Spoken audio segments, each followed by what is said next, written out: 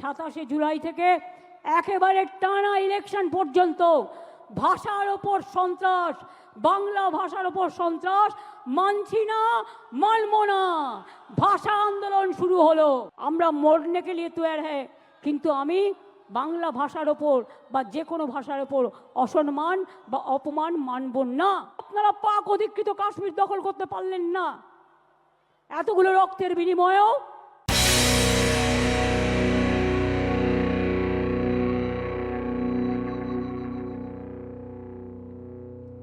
চাকরি চুরির অভিযোগের বান না ভিড়তে দিতে হাতিয়ার বাংলা ও বাঙালির আবেগ, লাগাম ছাড়া দুর্নীতির অভিযোগ থেকে নজর ঘোরানোর অস্ত্র হালকা হিন্দুত্ব, ধর্ষণ সহ আইন শৃঙ্খলা ব্যবস্থার অবনতির অভিযোগ দূরে সরিয়ে রাখতে হাতিয়ার দেশপ্রেম।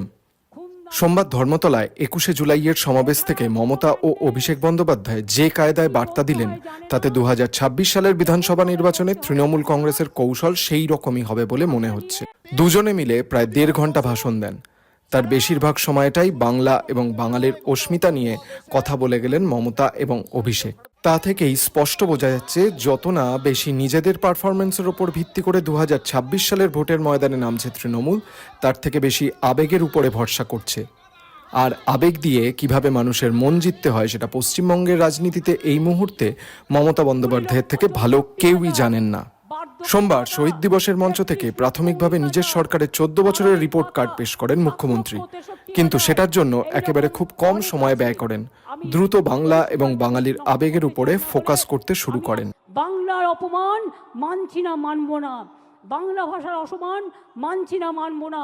রাজবংশীদের উপর অসম্মান মানছি না, মানব না। মতুয়ার ওপর অসম্মান মানছি না, মানব না। জনজাতির ওপর অত্যাচার মানছি না, মানব না। সংখ্যালঘুদের ওপর অত্যাচার মানছি না, মানব না। তপশিলীদের ওপর অত্যাচার মানছি না, মানব না। হিন্দুদের ওপর অত্যাচার মানছি না, মানব না। মমতা বন্দ্যোপাধ্যায় অভিযোগ করেন, বাংলা ভাষার উপর সন্ত্রাস চলছে, বাংলা স্বাধীনতার জন্য লড়াই করছে। নবজাগরণ হয়েছে বাংলা থেকেই। বাংলা রবীন্দ্রনাথ ঠাকুর, বঙ্কিমচন্দ্র চট্টোপাধ্যায়, কাজী নজরুলের জন্ম দিয়েছে। বাংলা থেকেই লেখা হয়েছে জাতীয় সঙ্গীত। অথচ আজ নাকি বাংলা ভাষায় কথা বলা যাবে না। কে মাছ খাবে, কে মাংস খাবে, কে ডিম খাবে, সেটা কি বিজেপি ঠিক করে দেবে? মমতা হুঁশিয়ারি দেন, বাংলায় কথা বলার জন্য অন্য রাজ্যে বাংলার একজনকেও গ্রেফতার করা হলে ছেড়ে কথা বলবো না। আমি ছাড়ার লোক নই, লড়াই হবে দিল্লিতে। শুধু তাই নয়, বাংলা ভাষার প্রতি আবেগ উস্কে দিতে 27 জুলাই থেকে ভাষা আন্দোলনের ডাক দিয়েছেন মুখ্যমন্ত্রী। আমাদের শপথ হলো ভাষা রক্ষার শপথ। জীবন দিতে রাজি আছি। ভাষার ওপর সন্ত্রাস মানব না, বিভেদ মানব না, অনৈক্য মানব না। স্বামী বিবেকানন্দ মানব, রামকৃষ্ণ মানব, রবীন্দ্রনাথ মানব, বিদ্যাসাগর মানব, রবীন্দ্রনাথ মানব, নজরুল মানব, আম্বেদকর মানব, গান্ধীজি মানব, নেতাজি মানব। অর্থাৎ বারবার বুঝিয়ে দেওয়ার চেষ্টা করেন যে বিজেপি হচ্ছে বাংলা বিরোধী, বাঙালি বিরোধী। বিজেপি ক্ষমতায় এলে বাঙালিদের অস্তিত্ব বিপন্ন হবে। অভিষেক তো সরাসরি জানিয়েছেন, গতবার নির্বাচনের সময় জয় শ্রীরাম বলে সাফল্য না পাওয়ায় এখন জয় মা দুর্গা, জয় মা কালী করছে বিজেপি, কিন্তু পুরোটাই মেকি। তবে বিজেপি যে জয় মা কালী বা জয় মা দুর্গা বলেছে, তাতে আখেরে তৃণমূলের জয় হয়েছে বলে দাবি করেছেন অভিষেক। তার দাবি, বাঙালি বিরোধী বিজেপি 2026 সালের বিধানসভা নির্বাচনে হারবে, আর বিজেপিকে জয় বাংলা বলতে হবে। যত বাংলায় কথা বলবো, এটার তত গায়ে জ্বালা। গর্ব করে বলবেন বাংলা। আগে জয় শ্রীরাম বলতো, মনে আছে?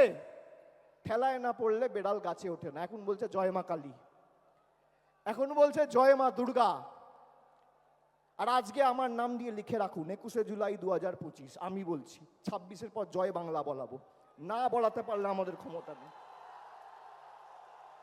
আরে এটাই তো তৃণমূল কংগ্রেসের জয়, এটাই তো বাংলার জয়। যে বাংলার মানুষকে ভাতে মারতে চেয়েছিলে, আজকে সেই বাংলার মানুষের পায়ে মাথা ঠুকে জয় মা কালী, জয় মা দুর্গা বলতে হচ্ছে। এটাই বাংলার 12 কোটি কৃষক, শ্রমিক, যুবক, যুবতীদের জয়।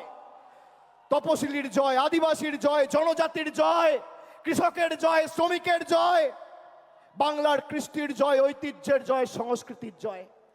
যে দুর্গাপুজোর কমিটিগুলোর পিছনে ইনকাম ট্যাক্স লাগিয়ে দুর্গা মণ্ডপগুলোকে অপমানিত করেছিলে, দুর্গাপুজো বন্ধ করতে চেয়েছিলে, আজকে সেই বাংলার মাটিতে দাঁড়িয়ে জয় শ্রীরামকে বর্জন করে জয় মা দুর্গা বলতে হচ্ছে। তবে জয় বাংলা বলে তৃণমূল যে প্রাদেশিকতার রাজনীতি করছে না সেটা বোঝাতেও তৎপরতা দেখিয়েছেন মমতা বন্দ্যোপাধ্যায়।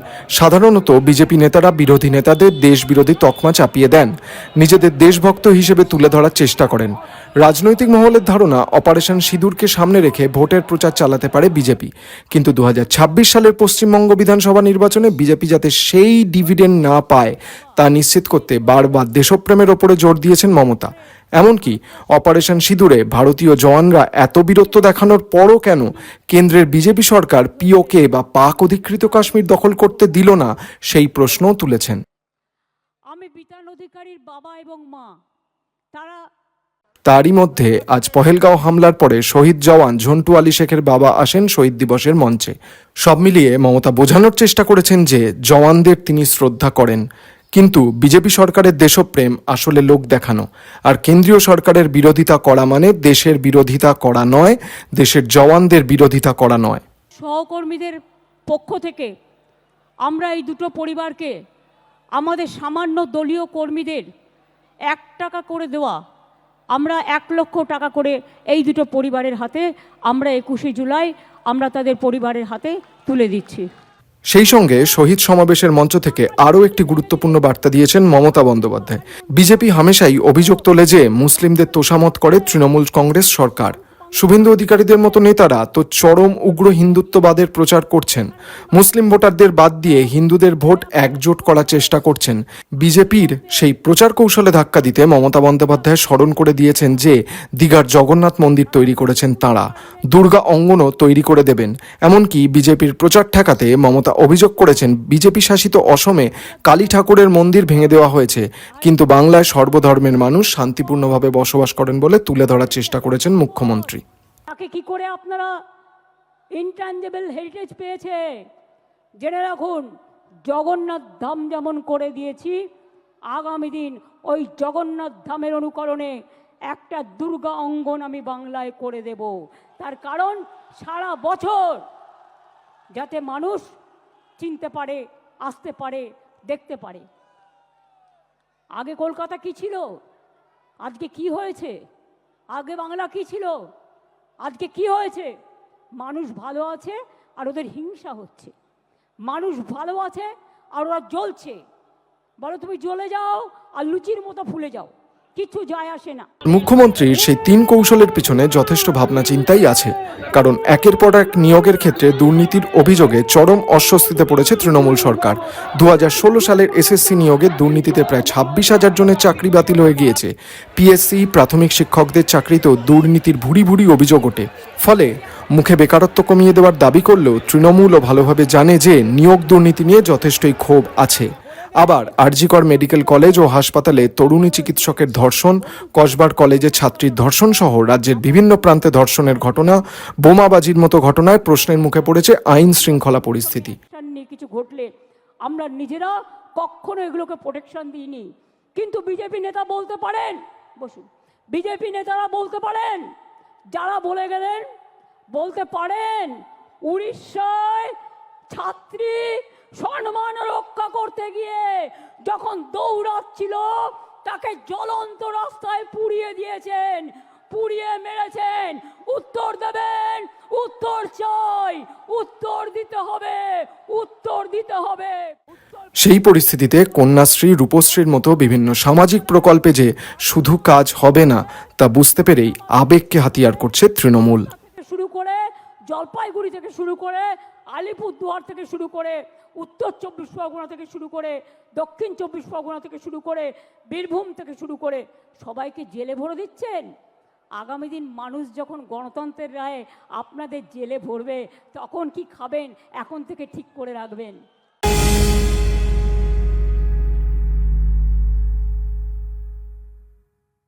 কেমন লাগলো আমাদের এই ভিডিওটা? ভালো লাগলে অবশ্যই কিন্তু লাইক করতে ভুলবেন না।